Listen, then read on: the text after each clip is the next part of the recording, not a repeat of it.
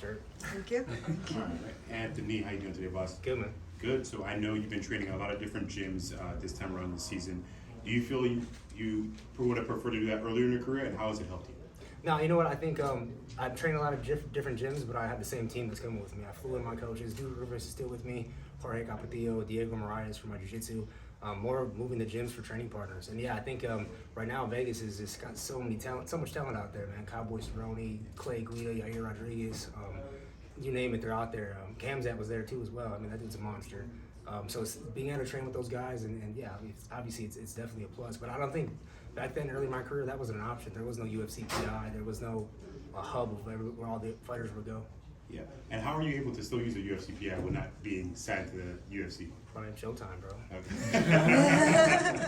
And one last one for me. Seeing your brother win that championship this past year, how much did that motivate you to get your own belt this year, win that $1 million? I was just talking about that. To see his progress this year. I mean, he bought his first house, got engaged, won his world title, defended his world title. Like to see where he's at in his life, man, I'm just proud of him. Because I remember how that felt for me, man, being right in that same spot and transitioning to becoming from a contender to a champion. And it's definitely a big jump. The crazy thing is I had the same thing happen. I had a knee surgery right after I beat Ben Henderson. I had a year off, had to coach the Ultimate Fighter. So he's kind of in the same boat I am. I've been there before, so I'm just giving him all the advice I can. Yeah, and I was going to ask you that question about giving advice about that. Sorry, forgot. Somebody else can do it. Go ahead. Anthony, a big thing that's changed for you is obviously you're a promoter now. So just kind of talk about what you've learned through that whole process, and has anything surprised you at all? It's not easy, yeah, and it's definitely way more expensive than I thought. You know, like going into that first fight card, we did it in Florida, and it wasn't in my hometown, or like I don't really have that many ties to that town. So developing the relationships, finding the venues, finding the fighters, it's a hard process, you know. And I'm looking forward to doing another one, but like more now with experience, you know. Now that I have some experience in it, I think it'd be better. You've talked a lot about just kind of the pressure that you had last season, joining a new promotion and everything. Do you feel sort of relieved of that pressure now, or what's kind of been the biggest difference between last season and getting ready for the season? Yeah, I think just experience, man. Like last season, I admitted it to myself. I had to be my biggest critic. Like I didn't take it as serious as I should have. I took it as like a 2-month training camp for the first fight. Like I usually do my training camps 8 to 10 weeks. And that's not this format. You can't do it this way. The bulk load of your training has to be done before the first fight, because if you get hurt in that first fight or anything happens, bumps and bruises, you lose 2 or 3 weeks of training, and then boom, you're right back into another fight. So I learned a lot that last season, underestimating the level of competition. Clay Collard and Haush made me a better fighter for sure. They made me go back and look at the holes that I need to fix. I hired more coaches and made sure everything was about me this camp. And yeah, I think, like I said, I thank those guys for the loss, and it made me a better fighter. Last question for me. Obviously, one thing that makes the PFL super unique is the quick turnarounds in between fights. Just kind of talk about, was that a big adjustment period for you, coming from the UFC and all that? Oh man, it was huge. And then also we had the bubble, so it was like we had probably 3 or 4 weeks at home, and like the first 2 of the 4 weeks I was healing up my leg injuries from kicking so much. So like adjusting to like what kind of style I'm gonna fight the first fight. How much I'm gonna put my body at risk. Thinking about all that, I never thought about that before. You know, this is the hardest level, the hardest form of combat sports. Like having to go every 8 weeks 4 times, and no matter what happens, you just gotta. The commission's like, hey, is anything hurt? Nope. Like no, nothing's hurt. Go on to the next one.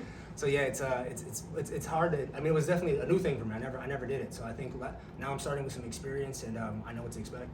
Thank you. Hey Anthony, so when you a few years ago you were like one of the toughest face from Latinos in the MMA. Mm-hmm. We've been seeing a lot of Mexicans Oh yeah. are getting into the top. How you see the difference between Latin fighters evolving and having more opportunities when you began versus now? Oh, it's huge, man. I think when I first started in the UFC, I won the belt in 2013. They had me go to Puerto Rico and do like a tryout. Yeah. And I got to see the level of skill in Puerto Rico of like where the guys were at. And there was definitely some talent, but they were lacking in the wrestling and the jiu-jitsu area. And now to see these guys progressing, and like gyms like Ryan Gordon moved out there for a little bit with his coach. Danaher was out there. So like they're having access to better training partners. The cultivating Mexico and putting performance institutes there, and other organizations are going to scout guys out. You know, I'm in the management business too, so I get to see like the level of everybody, like where they're at, and it's progressed like crazy over the last 5 years, I would say.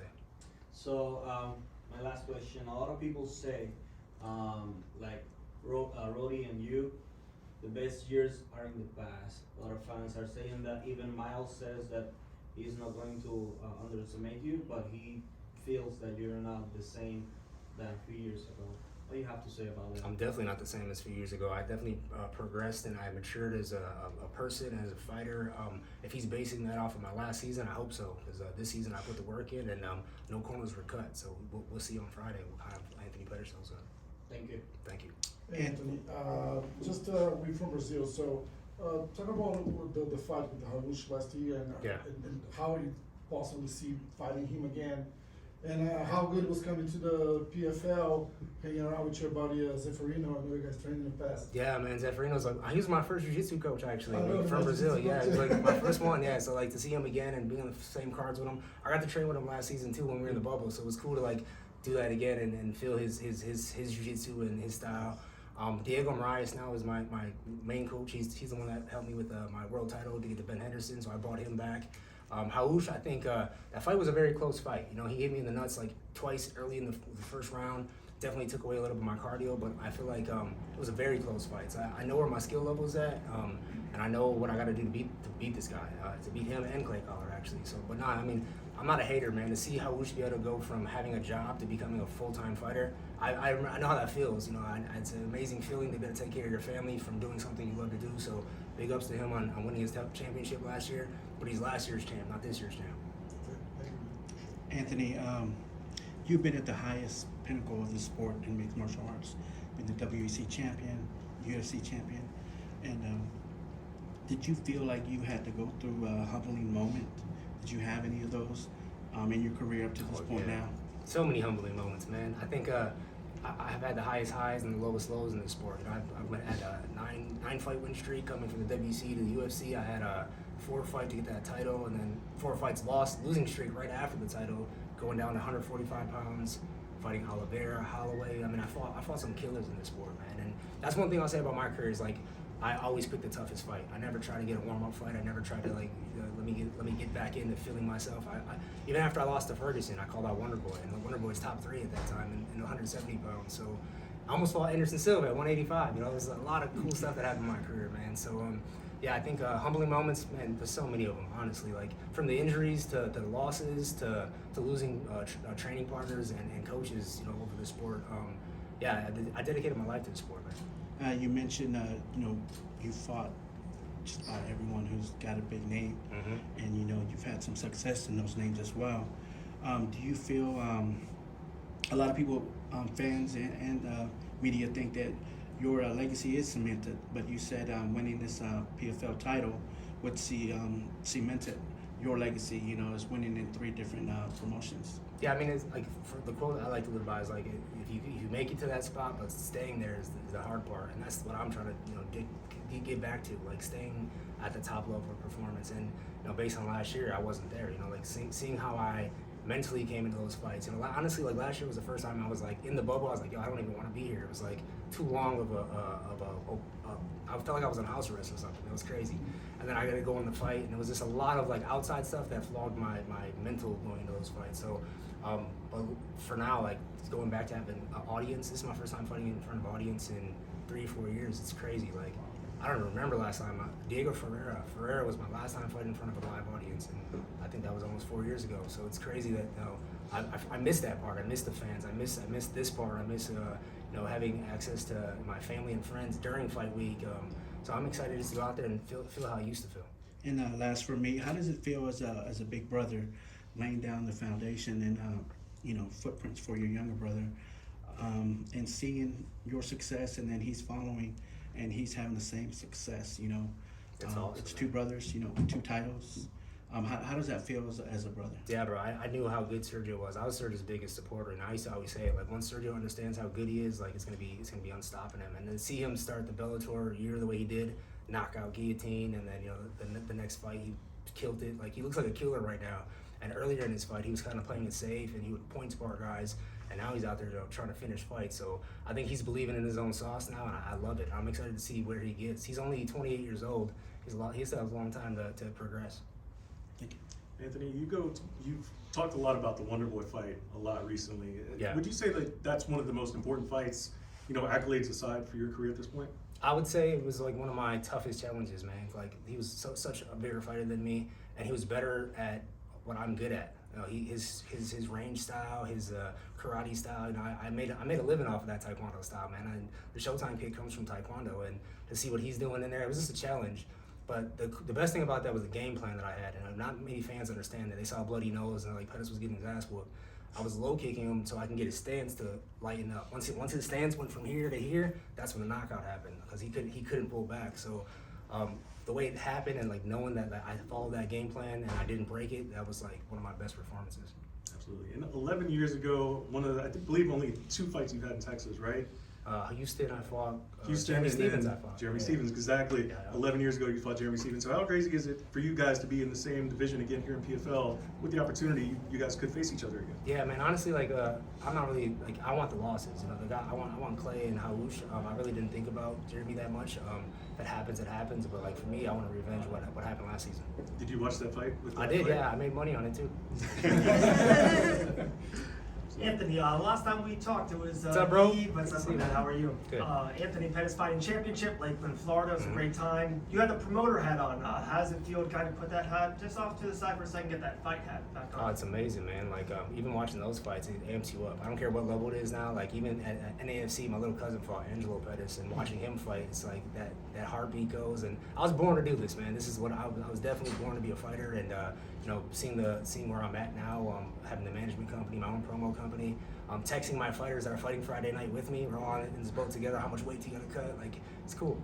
And then, yeah, a lot of people this whole week, a lot of media about legacy. I've been hearing a lot about that. It's almost, I want to kind of go the opposite of it. Is like, but let's forget about legacy. Let's forget about the future. We got Anthony Pettis 2022. Like, let's win this year. And like, you know, what do you think about a lot of the outside noises about like, oh, championship in multiple different, you know, organizations, all that? It's like, no, it's Pettis 2022 I think last season I was thinking that too, man. And it fogs your vision up. Right. You know? Like you got to get in there, and win each minute of each round, and beat the guy in front of you. So you know, I'm pulling myself back. I'm hearing it. You know, I definitely, that is my goal, obviously, to become the champion. But I need to win these next fights one round at a time. And I did the work, man. So like, Yeah, I feel good. You know, my coach, Capatio over here, had me running every morning at 6 a.m. He wouldn't let me miss, bro, and it's showing. Our guy Dean Toole, he kind of gives me a text every once in a while. He's like, "Hey, Anthony's really on this fight or on this football game. You're plus 170 under 2.5 rounds, minus 260. What we looking at? Friday night?" I don't bet on myself, so I don't even look at that. Obviously, Okay. no, I can't. So I don't know, man. You take your pick on that. Hopefully, make some money. Thank you, my man. Anthony, one more from me.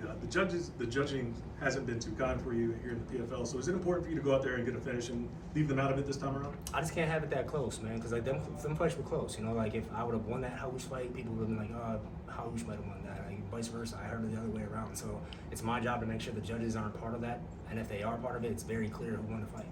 Anthony, how cool was it getting to reconnect with guys like Guida and Yair for this camp? Oh, it was awesome, man. Like Guida, he's a strong fucking dude, bro. Like it's still, I'm like, you're 40 years old. I'm trying to be like you. I think people forget I'm only 35, man, because I've been fighting so long. And these guys that are 5 years older than me, like Cowboys, he just turned 39 when we were training. Like, the day we were sparring each other, it was his birthday. Turned 39 years old, so I'm like, man, it's crazy to see. Even like Tony Ferguson, he's up there. Like the generation that I was competing with are hitting their 40s, man. You're our favorite. Like I was with him also, so yeah, I think being able to train with these guys again and just sharing just what we did together, man. We were kind of the pioneers of this thing. And then you mentioned Jorge a lot. Is it safe to say that there's going to be a big kind of focus on your boxing in this fight? I think Clay Collard, like I said, he made me a better fighter, man. He made me focus on my hands a lot. Like to see what he was doing in the boxing ring, and then he brought that into MMA. It was like, yo, I have the kicks, I have this crazy jiu-jitsu. Let's focus on these hands, and I put a lot of work on these hands. And yeah, I can't thank my coach enough. Thank you. And Anthony, you've been posting a lot of boxing clips on your Instagram. Are you trying to throw your opponent off and not, show him too much of the kicks, or is that still going to happen in the fight? Oh, it's still gonna happen in the fight. Yeah, that's my bread and butter, man. I started Taekwondo when I was 5 years old, man. So I'm 30 years of Taekwondo training. So that won't go away. But I think understanding how to mix it with boxing is what I've accomplished this year. People always ask children what they learn from their parents, but I'd like to ask what have you learned from your children this past couple of years? My daughter's, man, like I can't lie to her about anything because fucking Google. Like she's like, what does this mean? I'm like, let me come up with the right answer. Yeah, but I think my daughter's the most honest person ever. She's like, my last season, she was like, what were you doing? You look like trash out there. I'm like, yeah, I look like trash out there. Yeah. So she's definitely very honest, and she's a smart young girl, and you know, it's motivation. And I just had a baby in my off season, and this is my first time that my first daughter, I was in training camps. I was, moving back and forth. This time I got to sit there and see everything from her standing up to the first, to her almost her first words, and the diapers, all of it. So it was cool. So talking about fighting at 40, do you see yourself fighting at 40 years? 40 years old? I hope so. Yeah, I told everybody. I don't think I'll ever formally retire from mixed martial arts. Like, this is what I love to do. Like, I mean, if you guys can go make a couple $1 million to fight or to do what you guys love to do, would you retire? No, right? Yeah. That's what I'm saying. I'm gonna be around for a while. Anthony, you said in an interview that you wanted to be less Showtime this time around. What does that mean? I don't think I said less Showtime. I said I'm not gonna focus on being Showtime. So I think what I did in the first round, look at the collar fight. Like, when the exchanges happened, I was throwing cartwheel kicks. Like, that was a dumb way to I wasn't supposed to transition to that. I was trying to get him, force a knockout, force Showtime. Where now, like, I understand how to make Showtime happen. Like the Showtime kick is the best example. 4.5 rounds of solid fundamentals led to that kick, not the kick first. So, and I forget that sometimes. Your opponent, he says he's going to bring the pressure and put it on you.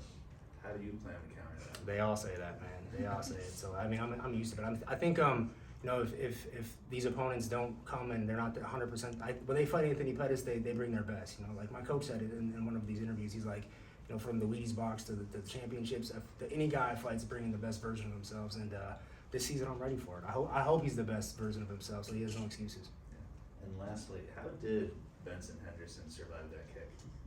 Man, I don't know, honestly. Like, it was clean on his chin. I just saw Ben, and it was the day of the 10-year anniversary of the Showtime kick. On that day, I saw him, so it was kind of weird. But another good guy, bro. He's about to be, I think he's almost 42. Like, to see these guys progress at this age and still doing it, it's motivating.